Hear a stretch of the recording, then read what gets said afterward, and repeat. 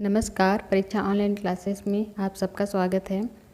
आप सभी लोगों को पता है कि हम लोग छत्तीसगढ़ जनजाति को देख रहे हैं, उसके एक एक टॉपिक को ट्रिक के माध्यम से समझ रहे हैं। और इसके पहले हम लोगों ने बहुत सारे टॉपिक कंप्लीट भी कर लिया है, जैसे छत्तीसगढ़ जनजातियों में विशेष रूप से पाए जाने वाले पेय पदार्थ या उपयोग किए जाने वाले पेय पदार्थ, स्थानांतरित कृषि को किस नाम से जाना जाता है। उसके बाद जनजातियों का पंचायत और पुस्तक और गोदना। तो आज का हमारा टॉपिक है पारंपरिक कार्य। पारंपरिक कार्य के अंतर्गत जनजातियों द्वारा जो विशेष रूप से जो जनजाति जिस कार्य के लिए जाना जाता है उसको हम देखेंगे। तो इसके अंतर्गत जो जनजाति आज हम देखने वाले हैं उसको सरसरी तौर पर पहले देख लेते हैं। इसमें है, पहला है बैगा जनजाति, दूसरा है खैरवार, तीसरा कोरकू, चौथा कोल, पाँचवा सौता, छठवां है नगेसिया, सातवां कंवर, उसके बाद आठवां है अगरिया और नौवां है खड़िया, फिर 10वां है हलवा। कमार जनजाति कंडरा, पारधी, भतरा, मुड़िया, माड़िया और भुजिया जनजाति, इनके द्वारा जो विशेष तौर पर कार्य किया जाता है उसको हम देखेंगे, क्योंकि यहाँ से क्वेश्चन हमेशा बनता है और कुछ कुछ तो आसान है लेकिन कई बार थोड़ा कन्फ्यूज़न होता है। तो उसको हम एग्ज़ाम में सही का चुनाव कर सकें उसको हम देखेंगे। इसके लिए आपको कुछ करना नहीं है, बस शुरू से लेकर के लास्ट तक आप देखते रहिए वीडियो को बिना स्किप किए, क्योंकि कई बार हम स्किप कर देते हैं तो जो मेन लिंक है वो छूट जाता है, तो फिर समझने में थोड़ा दिक्कत होता है। तो इसके लिए आप धैर्य के साथ देखते रहिए। कहानी के माध्यम से आपको बस वीडियो देखना है, जैसे आपको समझना है कि आप एक पिक्चर देख रहे हैं, तो आप बिना किसी टेंशन के आप सारे फैक्ट को याद कर लेंगे। सबसे पहले हम जनजाति देखते हैं, बैगा जनजाति।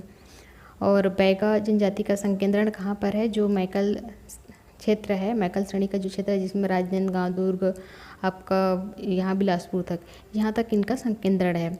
अब बैगा जनजाति का जो विशेष कार्य है इनको कहा जाता है medicine man of Gond, medicine man of Gond. तो हम इसको कैसे याद करेंगे? जैसे बैगा जनजाति को इसके पहले हम जितने भी क्लास में देखे हैं, जितने भी वीडियो में देखे हैं, तो बैगा जनजाति के बारे में हम बहुत बार चर्चा की है कि बैगा होता क्या है। ये एक सार्वजनिक व्यक्ति होता है और इसका कार्य भी हम देख चुके हैं कि ये कार्य क्या करता है। तो बैगा का कार्य क्या होता है? पूजा पाठ करना रहता है, जैसे शादी ब्याह हुआ या ग्राम में जितने भी देवी देवता हैं उनका पूजा करने का कार्य आपका बैगा का होता है। ये वास्तविक में ऐसा पूजा करते ही हैं। इसके अलावा फूक झाड़ का कार्य भी बैगा करते हैं। तो पूजा तो ठीक है, लेकिन मान लीजिए किसी कारणवश, क्योंकि अभी भी जो ग्रामीण क्षेत्र हैं या ग्रामीण अंचल है वहाँ पर फूक झाड़ पे विश्वास किया जाता है। तो किसी व्यक्ति को किसी कारण से तकलीफ़ है, कुछ तकलीफ़ है, तो उसको बैगा क्या करता है? फूक झाड़ करके सही कर देता है, उसका स्वास्थ्य को ठीक कर देता है। जिस प्रकार से डॉक्टर क्या करता है? मरीज का इलाज करता है, उसको स्वस्थ करता है, उसी प्रकार से बैगा भी फूक झाड़ करके व्यक्ति को स्वास्थ्य ठीक करने का काम करता है। तो इस तरीके से आप इसको याद कर सकते हैं कि बैगा का काम क्या है? वो एक तरीके से मेडिसिन देने का काम करता है, मतलब मेडिसिन मैन ऑफ गोंड। क्योंकि जितनी भी जनजातियाँ हैं छत्तीसगढ़ में वो गोंड की कहीं ना कहीं उपजातियाँ हैं। तो ये पहले शुरुआत में क्या थे? गोंड के एक मेडिसिन मैन के रूप में कार्य करते थे, इसलिए इनको कहा जाता है मेडिसिन मैन ऑफ गोंड। ये हो गया आपका पहला जनजाति। उसके बाद आते हैं दूसरे जनजाति खैरवार में। खैरवार का कार्य होता है कत्था निकालने का। खैरवार का काम होता है खैर वृक्ष से कत्था निकालने का। खैरवार से हम शब्द लिए खैर और कत्था से लिए क्या था। तो होता क्या है, जैसे एक जंगली क्षेत्र है, तो जंगली क्षेत्र में एक व्यक्ति पेड़ से कुछ निकालता रहता है और वहाँ से एक दुकानदार जिसका पान का दुकान रहता है वो गुजरता है। तो जो व्यक्ति पेड़ से कुछ निकालता रहता है उसको देख करके जो दुकान वाला व्यक्ति रहता है वो पूछता है कि भाई तू क्या कर रहा है? तुम लग रहा है कुछ निकाल रहे हो। तो जो निकालता रहता है वो व्यक्ति सोचता है कि अरे ये तो पान वाला दुकान, पान चलाता है, ये पान का दुकान है इस व्यक्ति का, अगर मैं इसको बता दूं तो कहीं ना कहीं ये फ्री में मेरे से ये मांग के ले जाएगा, अब मेरी मेहनत बेकार हो जाएगी।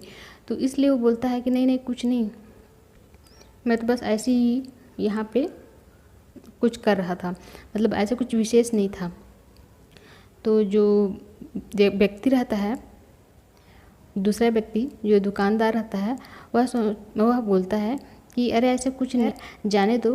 जो दुकानदार रहता है वह व्यक्ति बोलता है खैर जाने दो, मैं तो ऐसे ही पूछ रहा था। खैर जाने दो, मैं तो ऐसे ही पूछ रहा था। तो यहाँ पर एक कहानी के रूप में हमने देखा कि जो दूसरा व्यक्ति है बोलता है कि खैर जान दो, मैं तो ऐसे ही पूछ रहा था।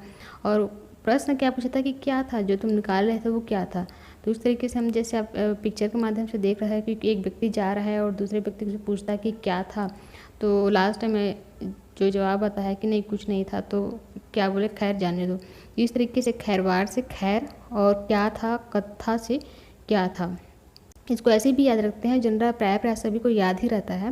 और किसी कारण से जो पहली बार पढ़ रहे हैं उनको थोड़ा सा दिक्कत होगा, तो ये मान के चलिए कि ऐसे व्यक्ति जिन्होंने अभी तक शुरू किया है पढ़ने, उनके लिए, और जिनको पहले से याद है उनके लिए तो अलग से टिक की ज़रूरत नहीं है।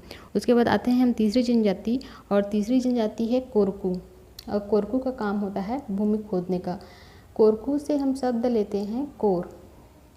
कोर को अगर हम छत्तीसगढ़ी वर्ड में निकालें तो कोई भी चीज़ का, चाहे वह बिल्डिंग हो या कोई वस्तु हो, धारदार वस्तु हो, तो उसे किनारा के लिए प्रयोग करते हैं कोर।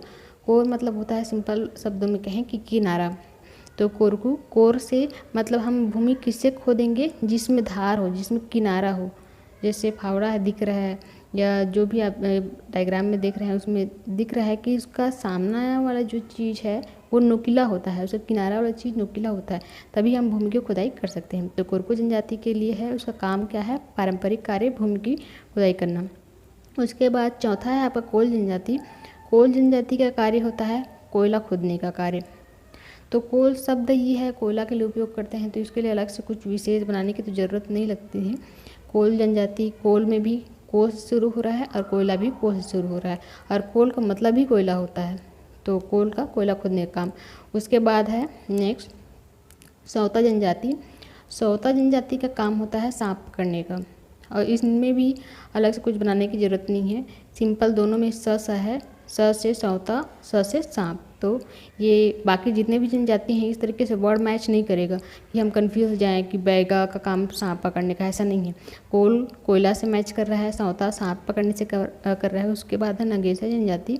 नगेसा जनजाति, इनका भी काम सांप पकड़ना ही है, लेकिन विशेष तौर पे ये क्या करते हैं, केवल नाग सांप को पकड़ने का काम करते हैं। तो नगेसिया नाम से भी स्पष्ट हो रहा है, इसमें भी नाग है और इसमें भी नाग है, ये नाग सांप पकड़ने का काम करते हैं। इस तरीके से हमने 6 जनजाति को देखा। उसके बाद है कंवर जनजाति। कंवर जनजाति का कार्य होता है सैनिक कार्य। ज़्यादातर जितने भी कंवर जनजाति हैं वो सेना में अधिकांशतः, ऐसे नहीं केवल यही हैं, अधिकांशतः सैनिक में भर्ती होते हैं। तो इसको हम कैसे याद रखेंगे, कंवर जनजाति से हमने वर्ड लिया कंवर का, जो क व है कंवर, कंवर को हम 2 भाग में तोड़ दिए। पहले व को हम ब बना दिए, तो क व के स्थान पे कब हो जाएगा, और वर को वर लिए, कब वर। और सैनिक क्या है, सैनिक घर से दूर रहते हैं, तो जो घर वाले रहते हैं हमेशा उनको रास्ता देखते रहते हैं, तो यहाँ पर बन गया कि कब वर आएंगे, जो सेना में है कब वर आएंगे। तो इससे और ये जोड़ सकते हैं सैनिक से, सैनिक जैसे आप एक पिक्चर देखे होंगे सनी देओल का, जिसमें सॉन्ग भी है संदेश से आते देओल का मेन लीड रोल रहता है। तो यहाँ पर स से सनी और स से सैनिक, और सैनिक जो घर से दूर हैं वो कब आएंगे, ये कौन सोचते रहते हैं, जो घर के व्यक्ति रहते हैं। इस तरीके से कंवर और सैनिक इसको आपस में जोड़ सकते हैं इसको। उसके बाद नेक्स्ट है 8वें नंबर पे अगर हम देखेंगे तो जनजाति में आपका है अगरिया। अगरिया जनजाति का मेन अभी ज़्यादातर पुस्तक में दिया रहता है लोहे के कार्य करते हैं, लेकिन मेन का काम क्या था पहले, अब क्योंकि तकनीकी विकास बहुत अधिक हो गया है तो अब लोहे को गलाने की आवश्यकता नहीं पड़ती थी। लेकिन पहले क्या था, जो अगरिया जनजाति थे वो जो कच्चा लोहा रहता था उसको गलाने का काम करते थे और गला के एक शेप देते थे, ये उनका काम था। लेकिन अब तो मार्केट में जो लोहा है गला गलाया मिलता है, एक शेप में मिलता है, तो ये काम ना करके ये क्या करते हैं, लोहे से कुछ औजार बनाने का काम करते हैं। और इनको प्राचीन वैज्ञानिक भी कहा जाता है। प्राचीन वैज्ञानिक इसलिए कहते थे क्योंकि कोई लोहा बनाने का काम कर रहे हैं, मतलब जो खनिज है उससे लोहा को निकालने का काम कर रहे हैं, तो इसलिए इनको वैज्ञानिक मानते रहे होंगे। तो यहाँ से दो चीज़ याद रखना है, अगरिया लोहे के कार्य करते थे और प्राचीन वैज्ञानिक इनको कहा जाता है। अब अगरिया से हमने लिया आग, अग से हमने लिया आग, और आग में क्या होता है, अगर लोहे को हमको गलाना है, किसी भी चीज़ को गलाना है तो हम आग का उपयोग कर सकते हैं। तो आग में ही लोहे को गलाया जा सकता है। तो जहाँ पे अगरिया है तो अगरिया से आप शब्द निकालेंगे आग, आपको याद आ जाएगा कि आग में क्या करते थे, लोहे को गलाने का काम करते थे। तो इस तरीके से अगरिया जनजाति का कार्य हो गया, लोहे का कार्य। उसके बाद नेक्स्ट है 9 नंबर पे देखेंगे खड़िया जनजाति। खड़िया जनजाति का कार्य होता है पालकी ढोने का। पालकी का उपयोग क्यों करते हैं आप सभी लोगों को पता है। जैसे शादी हो गया तो शादी के पश्चात जब तक जो वधू है वह अपने ससुराल पक्ष नहीं पहुंच जाती तब तक यह पूरा नहीं माना जाता। तो उसको पहुंचाने का काम कौन करता है, जो पालकी ढोने वाले हैं वो करते हैं। तो शादी पूरी तभी होती है जब दुल्हन अपने वर के घर प्रवेश कर लेती है, और इसके लिए या इसे अधूरी शादी को पूरा करने के लिए पालकी में दुल्हन को लाया जाता है। और पालकी ढोने का काम कौन करता है, जो खड़िया जाती है। और खड़िया का मतलब होता है छत्तीसगढ़ी में अधूरा। कोई भी चीज़ जैसे खड़िया बोलेंगे, मतलब खड़िया जो शब्द है वो छत्तीसगढ़ी शब्द है, तो खड़िया मतलब होता है अधूरा। तो अधूरा को हम पूरा कैसे कर रहे हैं, पालकी ले जाकर। तो इस तरीके से खड़िया और पालकी आप इसको आसानी से जोड़ लेंगे। उसके बाद नेक्स्ट है 10वां हलबा जनजाति। हलबा में हल को अगर जो आधा ला है उसको निकालेंगे, पूरा करेंगे तो हल निकलेगा।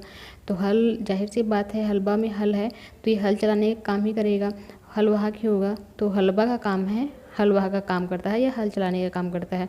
और जितने भी जनजाति हैं उसमें आर्थिक रूप से सर्वाधिक संपन्न आपका हलबा जनजाति है। तो इसमें भी अलग से कुछ ट्रिक की जरूरत नहीं है, हलबा में हल ऑलरेडी छिपा हुआ है। नेक्स्ट जनजाति है 11 नंबर पे कमार जनजाति। और कमार जनजाति और एक जनजाति और है जिसको साथ में देख लेते हैं, कमार और कंडरा। दोनों क से शुरू हो रहा है, क से कमार और क से कंडरा। दोनों का काम होता है बाँस शिल्पकला। कमार जनजाति बाँस शिल्पकला और कंडरा जनजाति बाँस के बर्तन बनाने का कार्य करते हैं, मतलब बाँस शिल्पकला दोनों का है। इसको ये साथ में देखते हैं, दोनों क से शुरू हो रहे हैं। तो यहाँ पर इनका काम क्या है, बाँस से बर्तन बनाने का। तो हम आपस में कैसे जोड़ेंगे कि कमार और कंडरा बाँस से बर्तन बनाने का काम करते हैं, या एक तरीके से कह सकते हैं बाँस शिल्प कला के लिए जाने जाते हैं।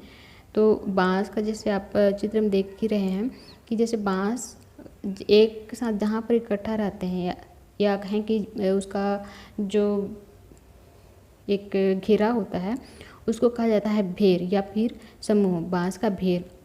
तो जब हवा चलती है तो बाँस का भेर आपस में रगड़न के द्वारा या आपस में टकराने के कारण एकदम कटकटाने की आवाज़ करते हैं, और जो इतना भयानक लगता है कि लोग डर के मारे मर जाते हैं, मतलब बहुत डरावना लगता है। कई बार क्या होता है जब बाँस सूखा होता है तो आग भी लग जाता है। तो एक तरीके से बाँस के कारण क्या है, डरावनी आवाज़ भी निकलती है। तो यहाँ पर हम वर्ड पकड़ेंगे डर और मारे, मरना।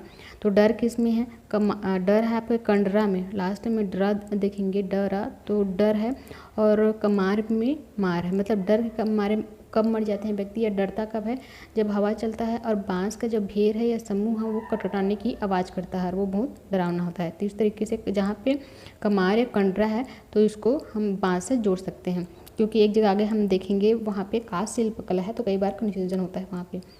उसके बाद है पारधी। और पारधी का जो काम है वो आखेट करने का काम है, और ख़ास कर ये काले रंग के पक्षी का ही शिकार करते हैं।